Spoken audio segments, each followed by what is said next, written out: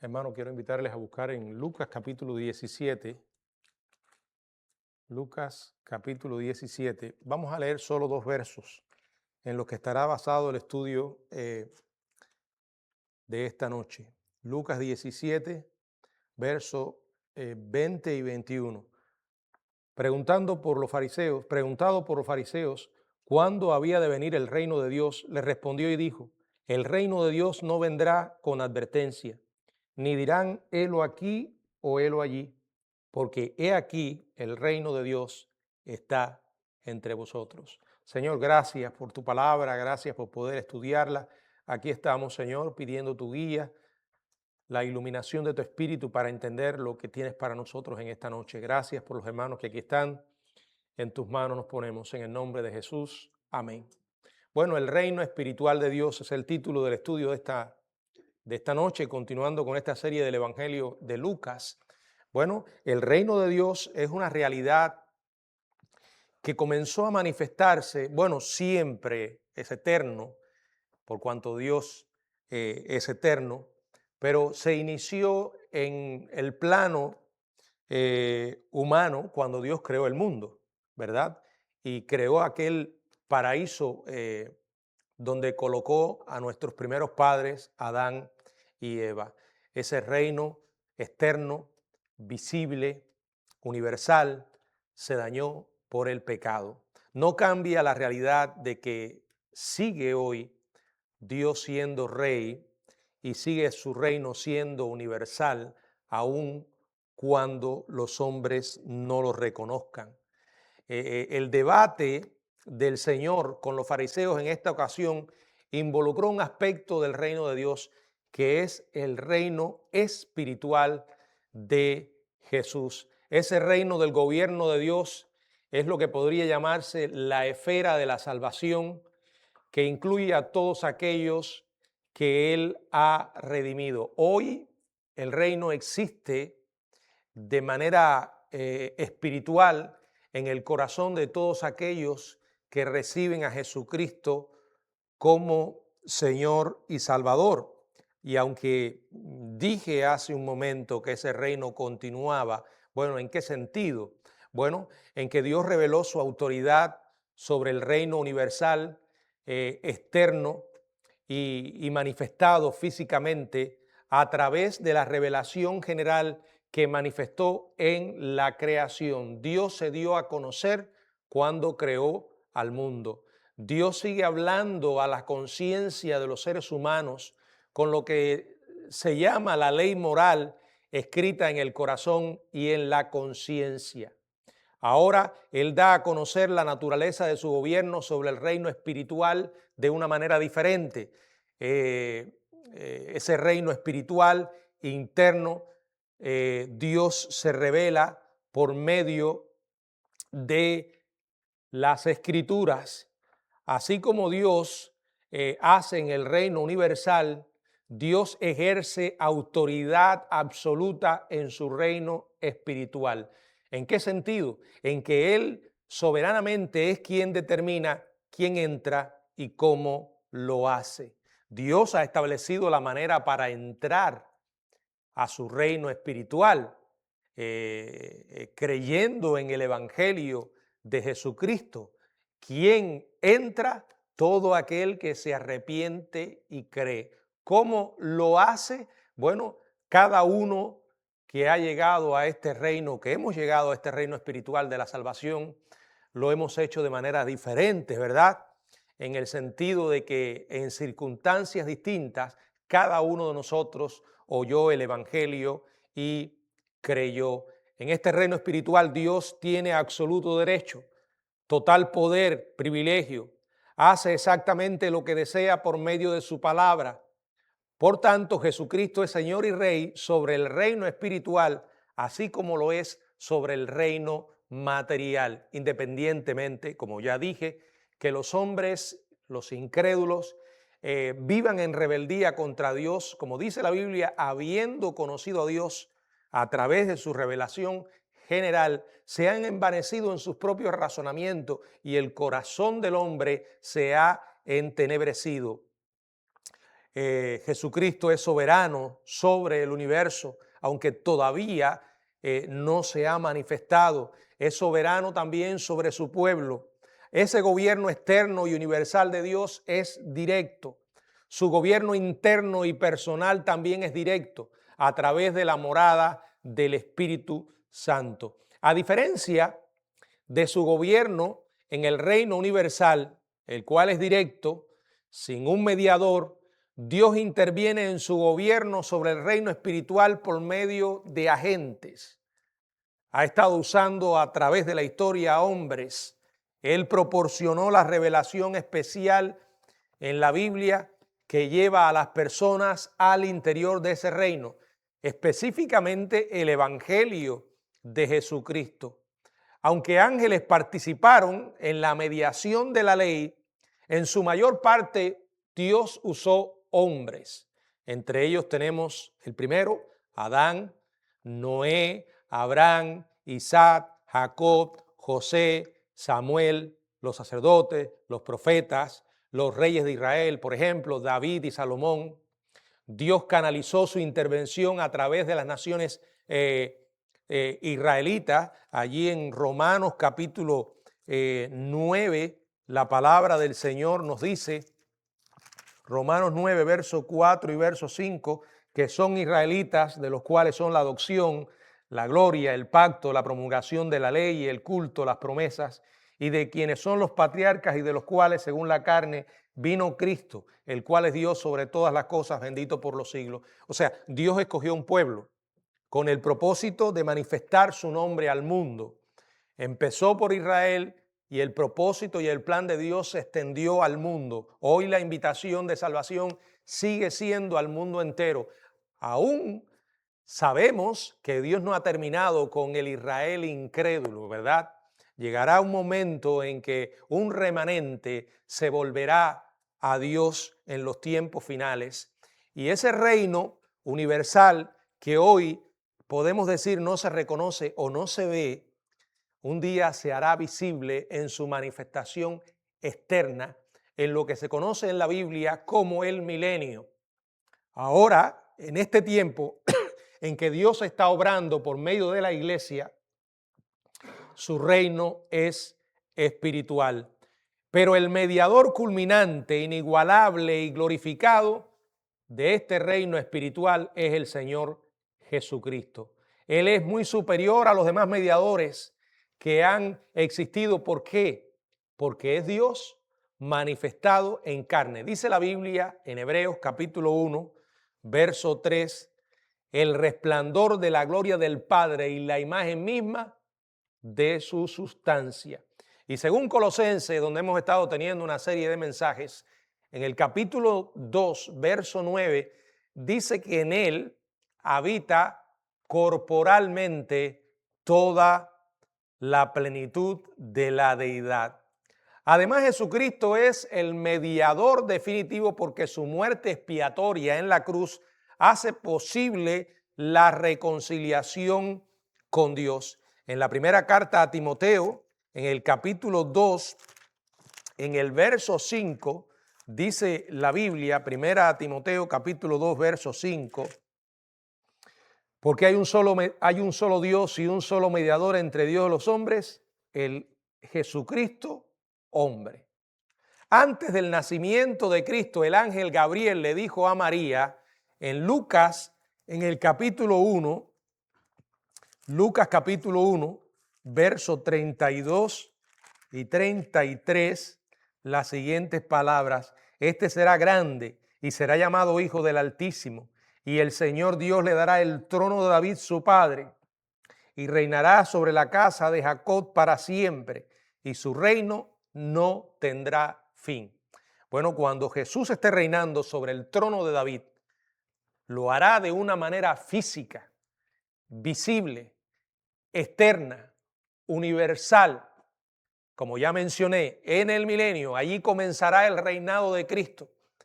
Después se transformará en el reino eterno cuando la Biblia profetiza que habrá cielo nuevo y tierra nueva. Y ese reinado de Cristo que comenzará en el milenio será un reino que se transformará en un reino eterno que no tendrá fin, como dice la palabra, y su reino no tendrá fin. En el libro de Isaías, en el capítulo 9, vamos allí a Isaías capítulo 9, precisamente el miércoles en la reflexión del culto de oración, hablábamos sobre este texto. Isaías 9 en el verso 6 y verso 7. Estos dos versículos contienen las dos esferas, podríamos decir, las dos venidas de Jesucristo como parte del plan redentor de Dios. Sin embargo, ambas se mencionan sin indicar que hay una separación que hoy ya toma más de 2000 años. En Isaías 9, verso 6 dice, porque un niño nos es nacido. ¿Cuándo ocurrió esto? Porque un niño nos es nacido. Esto ocurrió cuando, en la encarnación, con el nacimiento de Cristo, en su primera venida. Hijo nos es dado, y el principado sobre su hombro, y llamará su nombre admirable, consejero, Dios fuerte, Padre eterno y príncipe de paz. Luego dice el verso 7, lo dilatado de su imperio y la paz no tendrá límite. Esto no ha ocurrido. Esto ocurrirá. ¿Ocurrirá cuándo? Cuando Él regrese por segunda vez, cuando venga como rey y venga como juez. Dios fue fiel en cumplir las promesas, que son muchísimas, que anunciaban la primera venida de Cristo. Innumerables profecías se cumplieron en esa primera venida. Pero en este verso, entre el verso 6 y verso 7 hay un gap, una separación. Sin embargo, los judíos leían esto y no veían esa separación. Por eso les costaba tanto trabajo entender que Jesús, el Mesías, haya venido primero a morir como lo hizo. Que haya venido la primera vez como siervo, a sufrir. No entendían que ese no era el momento en que Él iba a establecer su reino, como también la Biblia anunciaba. Verso 7, lo dilatado de su imperio y la paz no tendrá límite sobre el trono de David y sobre su reino, disponiéndolo y confirmándolo en juicio y en justicia desde ahora y para siempre. El celo de Jehová de los ejércitos hará esto. Pero podemos descansar en que como Dios fue fiel en cumplir sus promesas sobre la venida de un Redentor, de un Salvador, será fiel en cumplir las promesas de su regreso. Tan ciertamente como que ocurrió lo primero, podemos descansar en que ocurrirá lo segundo. Jesús no vino en aquella primera ocasión a establecer ese reino universal y físico. Él vino a proveer a su pueblo acceso a un reino espiritual. Hoy Dios está tratando con la iglesia. Hoy Dios sigue edificando su iglesia. ¿Con quiénes? Con cada uno de aquellos que se arrepienten y creen en Cristo como su Señor y Salvador. Esa es la esfera espiritual de ese reino. Pero el pueblo judío no comprendió eso. Ellos esperaban que el Mesías estableciera ese reino terrenal y temporal prometido. Por eso una y otra vez el Señor tenía que aclararles cuál era su misión en esa primera venida, porque es necesario que el Hijo del Hombre sea crucificado y resucite al tercer día. Una y otra vez se los decía, pero ellos no lo acababan de entender, les era difícil comprenderlo. Ahora, en este breve pasaje, los fariseos le vuelven a preguntar le preguntan a Jesús acerca del reino. Y él les corrige la mala interpretación que tenían al respecto sobre este tema. Vamos en primer lugar a ver la pregunta sobre el reino. En el verso 20, preguntado por los fariseos cuándo había de venir el reino de Dios.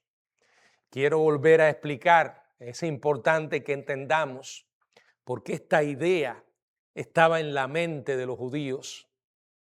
El reino que el pueblo judío esperaba era un reino que vendría a establecer el Mesías, el liberador, el salvador del pueblo de Israel. Pero no sería solo el salvador de Israel, sino del mundo entero. Todo eso abarca un pacto que Dios establece, lo que se llama el pacto abrámico. ¿Dónde podemos encontrar ese pacto? En Génesis capítulo 12. Fue un pacto que hace Dios con Abraham. Luego lo ratifica con David. Segundo libro de Samuel, capítulo 7. Y una vez más anuncia un nuevo pacto. Jeremías, capítulo 31. ¿Qué caracterizaría a ese reino? Bueno, según los profetas, y para nosotros entonces sería según muchos pasajes del Antiguo Testamento, que proclaman una época que el mundo va a experimentar de paz. Una paz sin precedentes. Una transformación en el mundo natural y físico como no hemos conocido antes. Sin embargo, existió algo mucho más completo al principio. En la vida que llevaron en el paraíso Adán y Eva, antes que entrara el pecado. Bueno, algo muy similar ocurrirá en esa época del reino cuando se inicie en lo que la Biblia llama en Apocalipsis capítulo 20 el milenio. Por ejemplo, los depredadores, los animales salvajes, no harán daño a sus presas. En el libro de Isaías, en el capítulo 11, Isaías capítulo 11, verso 6 y verso 7, dice: morará el lobo con el cordero, y el leopardo con el cabrito se acostará. El becerro y el león y la bestia doméstica andarán juntos, y un niño los pastoreará. La vaca y la osa pasarán, sus crías se echarán juntas, y el león como el buey comerá paja. Bueno, cuando usted y yo leemos esto, nos quedamos perplejos, porque no es algo que hayamos visto jamás. Y realmente el mundo natural, los animales, hoy no se comportan precisamente así. Sin embargo, si tuviéramos aquí a Adán y Eva y les leyéramos este pasaje, ellos no se asombrarían. ¿Por qué? Porque esa era la vida que ellos conocían antes que el pecado entrara. Sin embargo, algunos insisten en que estas expresiones son simbólicas.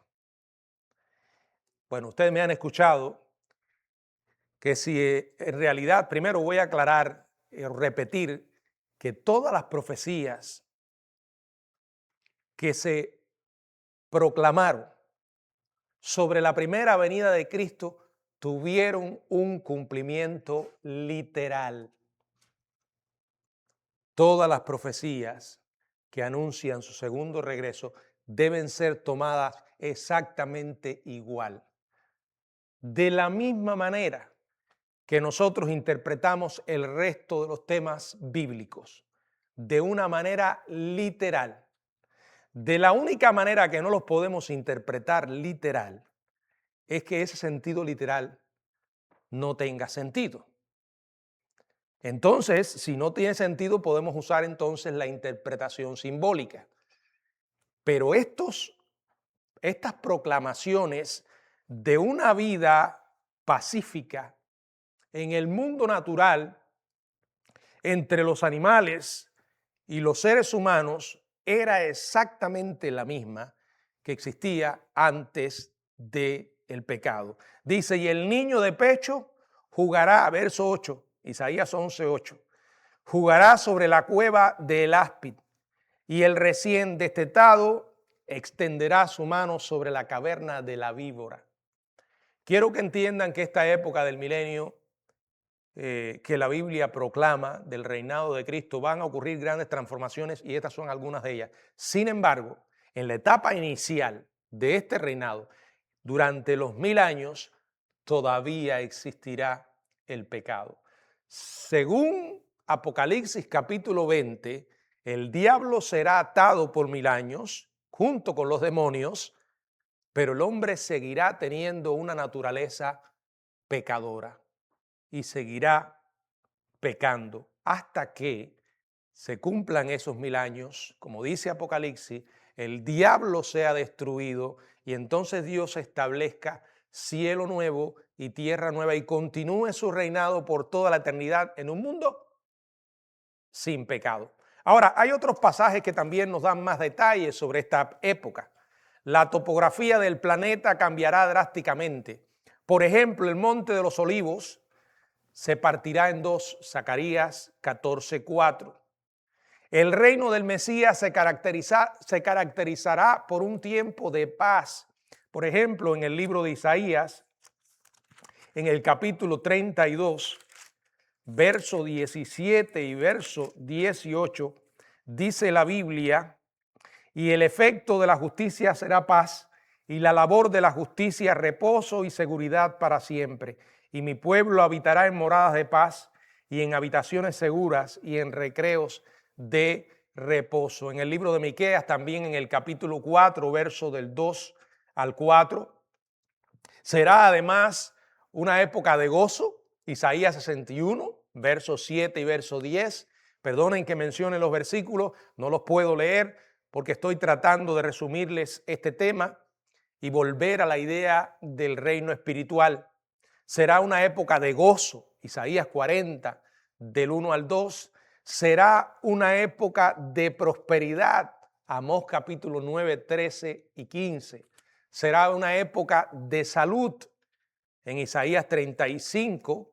Quiero leer esto en el verso 6 y verso 7. Entonces el cojo saltará como un ciervo y cantará la lengua del mudo, porque aguas serán cavadas en el desierto y torrentes en la soledad. El lugar seco se convertirá en estanque y el sequedar en manaderos de agua. En la morada de chacales, en su guarida, será lugar de cañas y de junco. Será una época de santidad, Isaías 35:8. Una época de verdad, Isaías 65:16. Y todo esto será durante el gobierno personal del Mesías. Ahora, ¿por qué decimos que habrá pecado? Bueno, porque la Biblia dice que habrá muertes. Y es curioso, no está hablando del estado eterno, porque si se estuviera refiriendo al estado eterno, no tendría sentido que existiera muerte. Simplemente será, yo diría que un anticipo de la gloria del estado eterno. Sería una especie de ensayo del paraíso y Cristo literalmente estaría reinando sobre el trono de David. Por eso los judíos pensaban de esa manera. ¿Era verdad lo que pensaban? Sí, pero no toda la verdad. Y en interpretar la primera venida como el cumplimiento de esas esperanzas fue su error. Por ejemplo, un estudioso de la cultura judía habla de lo que ellos pensaban y quiero mencionárselo de una manera resumida para que entiendan por qué pensaban de esta manera. Primero pensaban que, o creían, porque se había anunciado, que vendría un Mesías, un Salvador. En medio de la confusión, primero, la venida del Mesías que estaría precedida por una época de tribulación. Segundo, en medio de la confusión aparecería un profeta parecido a Elías, que vendría como precursor del Mesías. Tercero, el Mesías establecería su reino glorioso y reivindicaría a su pueblo. Quinto, el Mesías se enfrentaría a todas las naciones y las derrocaría. Traería a todos los judíos dispersos por todo el mundo y regresarían a Israel. Octavo, Israel se volvería el centro del mundo y todas las naciones se doblegarían ante el Mesías. Por último, El Mesías establecería su reino que resultaría en un tiempo de eterna paz, justicia y gloria. Esta manera de pensar, estas expectativas, ellos las basaban en las enseñanzas del Antiguo Testamento. Pero no solo en eso, sino que además la adornaban con escritos extrabíblicos, al punto que perdieron la capacidad para ver de que no era una sola venida, sino dos. Quiere decir que ese reino espiritual que Cristo vino a establecer, que es la esfera de la salvación en que Dios obra en todos aquellos que creen, ellos no lo esperaban. No esperaban a un Salvador que sería sacrificio por los pecados del mundo. ¿Por qué? Porque muchos de ellos se consideraban justos. Lo que el pueblo de Israel esperaba ansiosamente era el establecimiento de ese reino. Por eso dice Lucas capítulo 19, verso 11, que prosiguió Jesús y dijo una parábola por cuanto estaba cerca de Jerusalén, y ellos pensaban que el reino de Dios se manifestaría inmediatamente. Ustedes se acuerdan de aquellas multitudes cuando comenzaron a gritarle a Jesús: Hosanna, Hosanna, bendito el que viene en el nombre del Señor, el Rey de Israel. Bueno, tan mala interpretación del propósito de la primera venida explica por qué le preguntaron a Jesús cuándo habría de venir el reino. Ellos pasaron por alto lo que hoy tú y yo estamos viendo, ¿verdad? Que muchos ya lo han visto desde que Dios estableció la iglesia, de que primero el reino vendría en los corazones de los creyentes antes de hacerse realidad por completo en su gloria milenial. ¿Está hoy Dios reinando? Sí. ¿En los corazones de su pueblo? Sí. ¿Pero es ese el milenio? No. Habría que forzar mucho las escrituras para tratar de aplicarle a la iglesia toda esa cantidad de pasajes que tienen que ver con Israel, con el establecimiento de Israel en su tierra y con Cristo reinando sobre el trono de David. Ni Jesús, ni el reino, que fue el tema central de sus prédicas, cumplían las expectativas de los fariseos.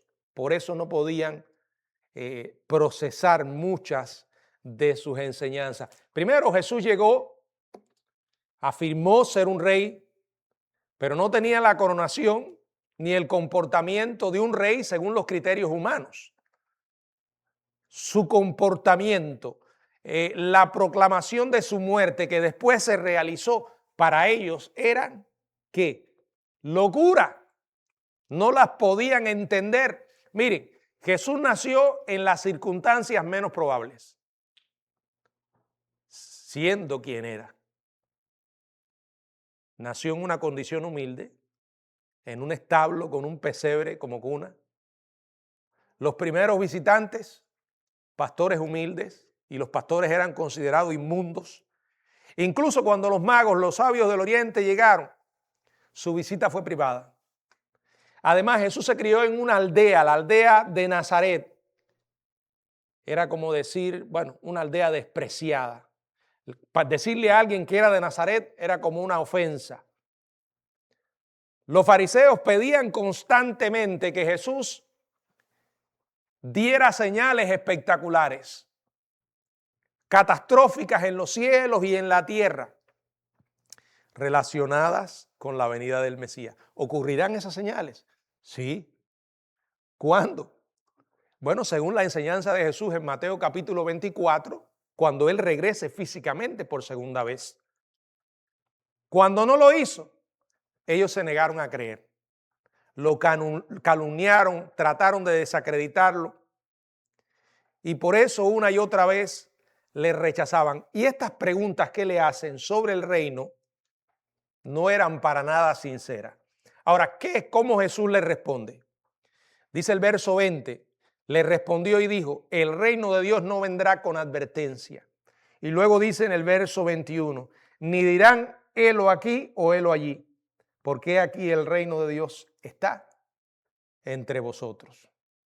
Igual que hizo constantemente en sus enfrentamientos con los fariseos, Jesús desarma sus ideas equivocadas, le responde y les dice que la actual forma del reino no vendrá con señales de advertencia que se puedan observar. Esas señales que constantemente ellos estaban buscando no se podían aplicar al reino espiritual. No hay señales visibles de la venida de ese aspecto del reino que lleve a las personas a decir helo aquí o helo allí. No está acompañada por espectáculos visibles. Las conversiones son espirituales y aunque tiene un impacto externo y visible, no puede ser identificada en el mismísimo momento que ocurre. Por eso los fariseos no podían discernir el reino espiritual, porque no habían nacido de nuevo. Jesús se lo dijo a un fariseo que vino a él. ¿Se acuerdan? A Nicodemo. ¿Qué le dijo a Nicodemo en Juan capítulo 3, verso 3? Si alguien puede leerlo.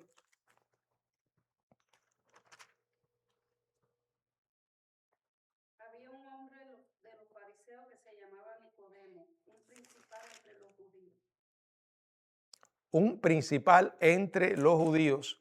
Dice que vino a él de noche, ¿verdad? Y en un momento determinado Jesús le dice: de cierto te digo, que el que no naciere del agua y del espíritu no puede entrar en el reino de Dios. Comienza a hablarle de la obra transformadora de Dios en el corazón de los hombres. También Pablo más tarde escribiría en la primera carta a los Corintios, en el capítulo 2, verso 14, estas palabras: pero el hombre natural no percibe las cosas que son del espíritu, porque para él son locura, y no las puede entender porque se han de discernir espiritualmente. El reino espiritual que se produce en el corazón de aquellos que creen no puede ser entendido por aquellos que permanecen rechazándolo. Para ellos, el mensaje de la cruz es la peor chifladura que se le podía ocurrir a alguien. Es una gran locura. No la puede entender. Sin embargo, dice la Biblia que Dios ha querido salvar al mundo precisamente por esa locura. Pero ese reino espiritual no siempre será invisible.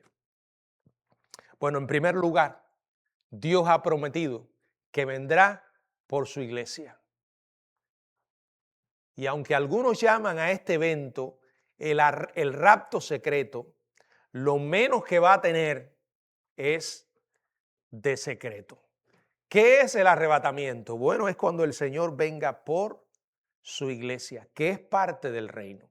Todos aquellos que han aceptado a Jesucristo como Señor y Salvador, el Señor vendrá a buscarlos en cumplimiento a sus promesas, especialmente en Juan capítulo 14, cuando dijo: vendré otra vez y os tomaré a mí mismo.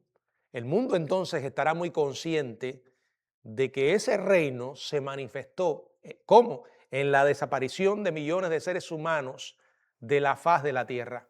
7 años después, el Señor vendrá con la iglesia. Escuche esto, no son dos venidas.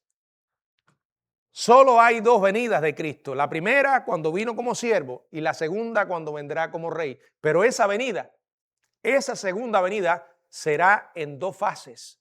Vendrá primero por la iglesia y 7 años después con la iglesia. Algunos se niegan a aceptar que hay una separación, pero no pueden negar que la Biblia sí habla de un arrebatamiento de la iglesia y de una venida física, visible, cuando venga con la iglesia. Será inconfundible, inconfundiblemente visible para todo. ¿Qué dice Apocalipsis capítulo 1, verso 7? Apocalipsis capítulo 1, verso 7.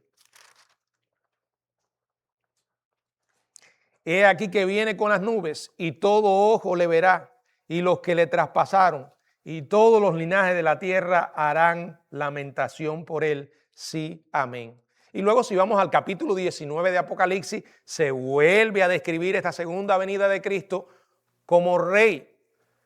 Todo el mundo verá al Cristo vivo, al rey, regresar, porque vendrá en toda su gloria. Y todos los redimidos se darán a conocer por quienes realmente son. En Romanos capítulo 8, la Biblia dice en los versos del 19 al 21, Romanos 8, si alguien puede leerlo. Porque el anhelo ardiente de la creación es el aguardar la manifestación de los hijos de Dios. Porque la creación fue sujetada a vanidad, no por su propia voluntad, sino por causa de que la sujetó en esperanza. Porque también la creación misma será libertada de la esclavitud de corrupción a la libertad gloriosa de los hijos de Dios. ¿Cuándo ocurrirá eso? Cuando el Señor venga por segunda vez. Recuerden, el Señor no solamente va a redimir nuestras almas, redimirá también nuestros cuerpos, porque al final somos alma o espíritu y cuerpo. El Señor va a producir una redención total de nuestra parte espiritual y de nuestra parte física, pero también habrá una redención de la creación misma. Usted y yo terminaremos por toda la eternidad, estaremos por toda la eternidad viviendo con cuerpos transformados en una tierra transformada.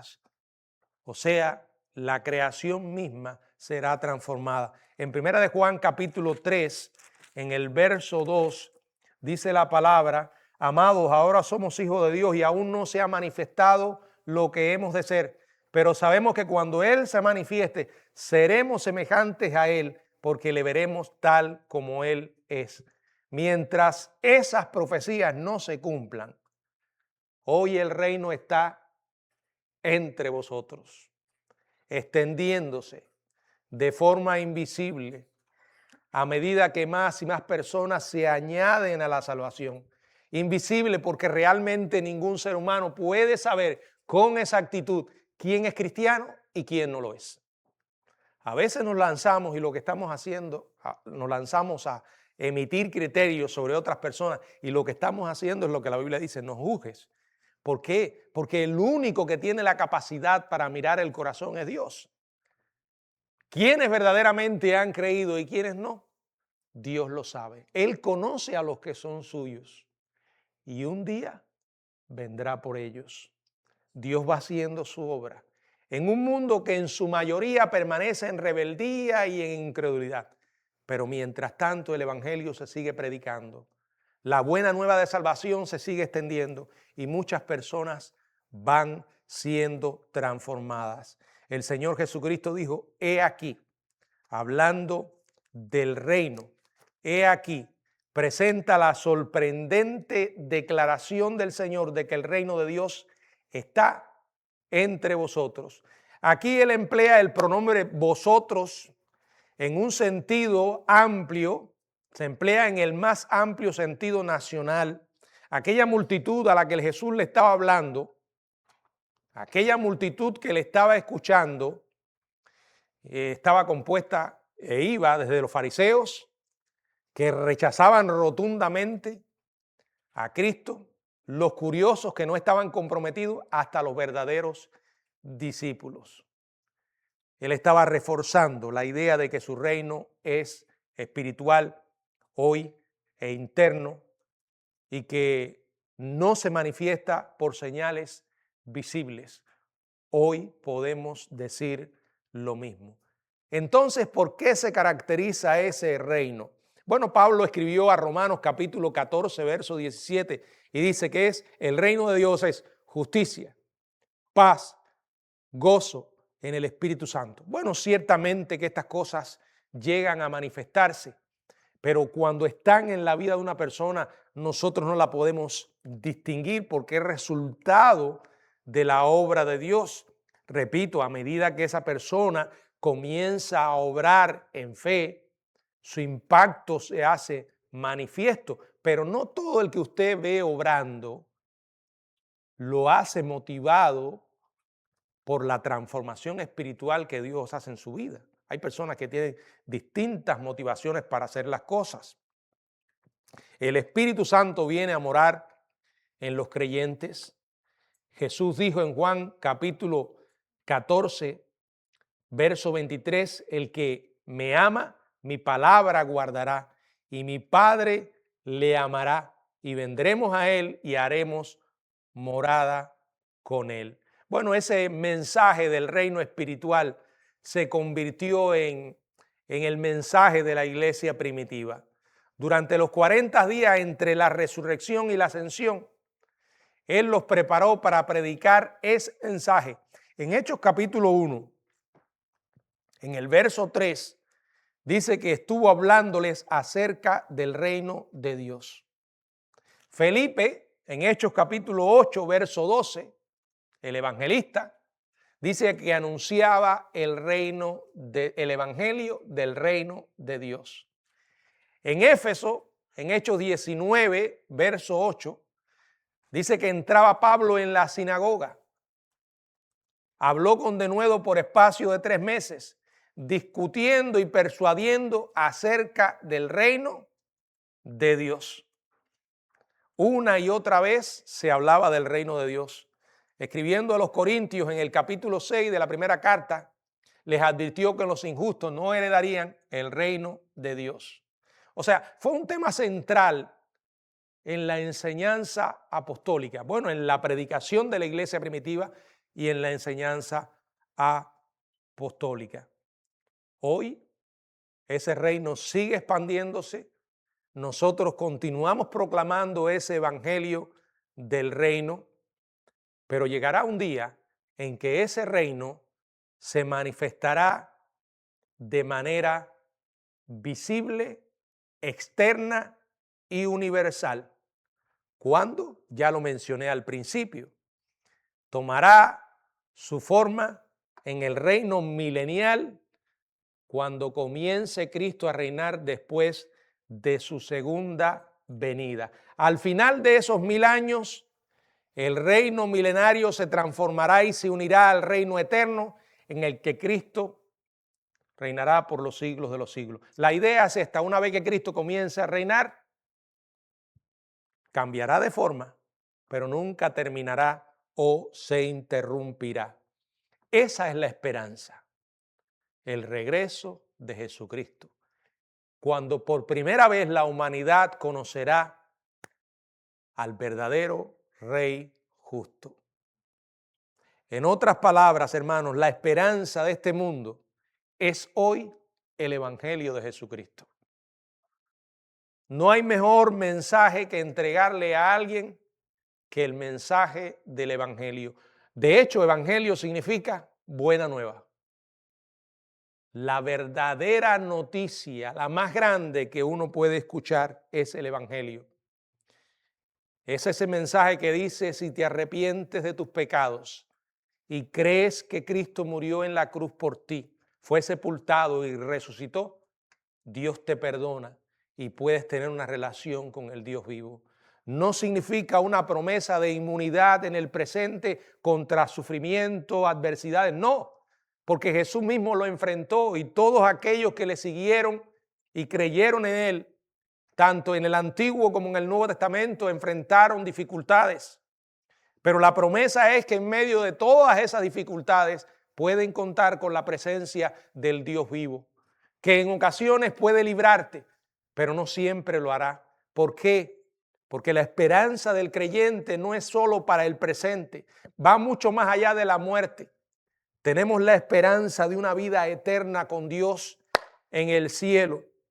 Y tenemos la esperanza de que un día nuestro Dios regresará, vendrá a este mundo y según sus promesas establecerá un reino sobre esta tierra que por primera vez conocerá a un rey justo. Escúcheme bien, usted puede tener ideas políticas, sentir afinidad por un presidente y quizás rechazo por otro.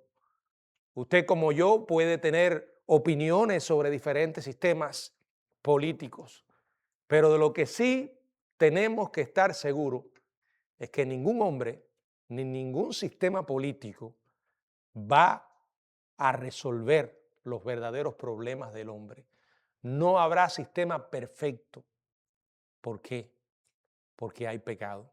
Y donde hay pecado no hay perfecta justicia. La justicia muchas veces se equivoca y comete errores. Y esos errores, muchos a veces que no tienen culpa, en cuanto a un delito, tienen que pagarlo. Pero llegará un día en que toda la injusticia terminará, porque por primera vez el mundo conocerá al verdadero Rey justo. Esa es la esperanza que tenemos de tener un mundo mejor.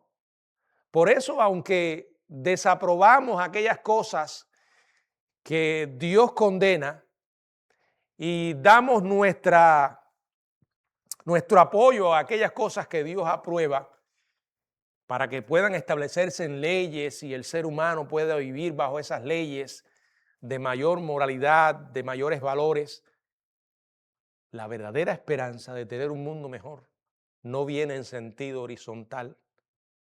La esperanza bíblica no es un deseo, sino una realidad futura, absolutamente garantizada por el Señor mismo, por su carácter, por su fidelidad. Piénselo, ¿por qué estamos aquí? Porque creemos que Cristo vino por primera vez.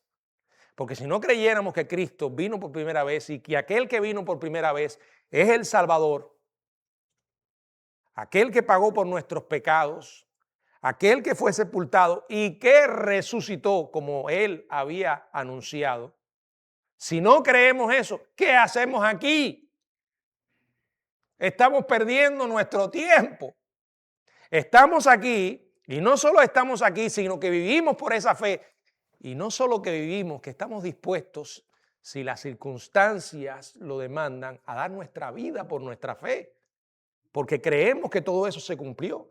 Y si Dios fue fiel en cumplir eso, y aquí tenemos el registro, todas las demás promesas que hizo sobre la segunda fase de su plan redentor, sobre su segunda venida, se van a cumplir con la misma fidelidad y certeza como Dios cumplió la primera. Por eso, mis amados hermanos, nos podemos unir a las palabras del salmista en el Salmo 43:5. ¿Por qué te abates, oh alma mía? ¿Y por qué te turbas dentro de mí? Espera en Dios. Escuche bien, espera en Dios. No esperes en los hombres. No esperes en nada, en absolutamente nada que sea producido por los hombres. La Biblia dice, espera en Dios. ¿Y qué espero? Lo que Él nos ha prometido. Y téngalo por seguro, la garantía del cumplimiento de sus promesas es su mismo carácter. A diferencia de otras religiones, donde la gente que adora a su Dios le hace promesas y más promesas, el Dios de la Biblia, como dice Pedro, nos ha dado preciosas y grandísimas promesas. No solo lo que nos ha dicho, sino quién lo ha dicho. Él es el Dios de verdad. Sus palabras son verdad. Él es el Dios fiel. Podemos creerle y descansar en sus promesas, no solo porque Él tiene la voluntad de hacerlo, sino porque además tiene el poder para hacerlo. ¿Alguna vez el diablo te ha puesto a dudar? Estoy seguro que sí. ¿Qué Dios? ¿Todavía sigues mirando al cielo pensando que va a regresar? ¿No te parece una idea descabellada, absurda, ridícula? ¿Cuántas cosas crees que puede venir del cielo? ¿Verdad que a veces esos pensamientos, como dardos del mismísimo diablo, llegan a nuestra mente? Bueno, exactamente eso es lo que debemos creer y esperar, porque Él lo ha prometido. En ese pasaje que hace un ratico estuvimos considerando en el libro de los Hechos, en el capítulo 1, cuando Él asciende a los cielos, dice, habiendo dicho estas cosas en el Hechos capítulo 1, verso 9, fue alzado, viéndolo ellos, fue alzado y le recibió una nube que le ocultó de sus ojos. Esto que estamos leyendo aquí es algo también sumamente difícil de aceptar humanamente, ¿verdad que sí? ¿A cuántas personas nosotros hemos visto? ¿Cuántos años tenemos? Distintos. Ahora, si yo le preguntara, ¿cuántas personas durante los años que usted ha vivido ha visto hacer esto? Bueno, si ha visto algo parecido, son los famosos magos o, bueno, ahora no sé la otra palabra, los ilusionistas. Son puras ilusiones, puras mentiras. Pero esto no fue exacto, no fue eso, fue un milagro. Habiéndole dicho estas cosas, fue alzado y le recibió una nube que le ocultó de sus ojos. Y estando ellos con los ojos puestos en el cielo, y esto está en el libro de los Hechos. ¿Quién escribió el libro de los Hechos? Lucas. ¿Quién era Lucas? Un médico. Y además de médico, era un historiador. Si usted lo duda, mire cómo comienza el Evangelio de Lucas y mire cómo comienza el libro de los Hechos. No fue alguien que simplemente oyó una historia y se la tragó. Él la escuchó y que dice que lo investigó diligentemente para ver las cosas que entre nosotros, dice él, han sido ciertísimas, ciertísimas. Y estando ellos con los ojos puestos en el cielo, entre tanto que él se iba, se pusieron junto a ellos dos varones con vestiduras blancas, los cuales también le dijeron, varones galileos, ¿por qué estáis mirando al cielo? Este mismo Jesús, que ha sido tomado de vosotros al cielo, así vendrá como le habéis visto ir al cielo. Aquí está el mensaje que hemos creído.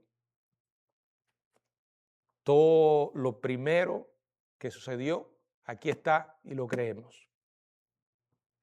Debemos creer el resto con la misma seguridad y la misma fe, porque un día ocurrirá.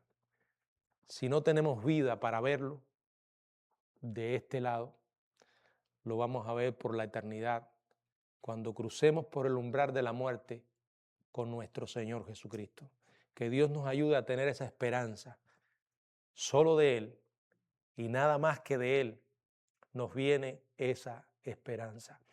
Miren, hermano, no quiero extenderme más, pero aparte de la esperanza cristiana, apártela, deséchela, tome todo esto, agarre la Biblia, tírela a un rincón y diga, nada de esto es verdad. Muchos lo han hecho. Voltaire lo hizo. Nietzsche lo hizo. Muchos otros lo hicieron. Terminaron sus vidas como locos, desquiciados. Porque cuando tú pierdes la esperanza de que hay un Dios real, personal, a quien un día le vamos a tener que dar cuenta y que gobierna este mundo, ¿qué queda? Somos un accidente, una casualidad. La vida pierde todo su sentido, todo su propósito. Caímos aquí por accidente, nos vamos a ir por accidente. Somos una víctima de las casualidades y de los accidentes. Si tengo buena suerte, voy a llegar a mañana. Si no, no llegaré. ¿Es eso vida? ¿Creer que este mundo está girando sin control? Y que las cosas no solo están mal, sino que por momentos se ponen peor. Que los malos triunfan y los buenos, y entre comillas, pierden. Que el mal no solo gana batallas, sino que al final terminará ganando la guerra. ¿Es eso una manera digna de vivir? No lo hay. ¿Por qué? Porque cuando Dios nos creó para tener comunión con Él. Y si no tenemos comunión con Él, el único Dios verdadero, entonces vamos a tratar de llenar ese vacío con muchas cosas y personas equivocadas. Y ellas, esas cosas, esos dioses falsos, no pueden realmente dar lo que nosotros necesitamos. Fuimos creados para Dios y hasta que no encontremos a ese Dios y tengamos una relación con Él, no podemos vivir en paz y con una verdadera esperanza. Todo eso lo podemos encontrar en la palabra y en el evangelio que Dios nos ha dado en la persona de Jesucristo. Ese es el mensaje. La decisión es del hombre. Dios permita que todos los que estamos acá hayamos tomado la decisión correcta, porque lo que está en juego es demasiado. Que el Señor nos bendiga. Vamos a terminar cantando una alabanza final.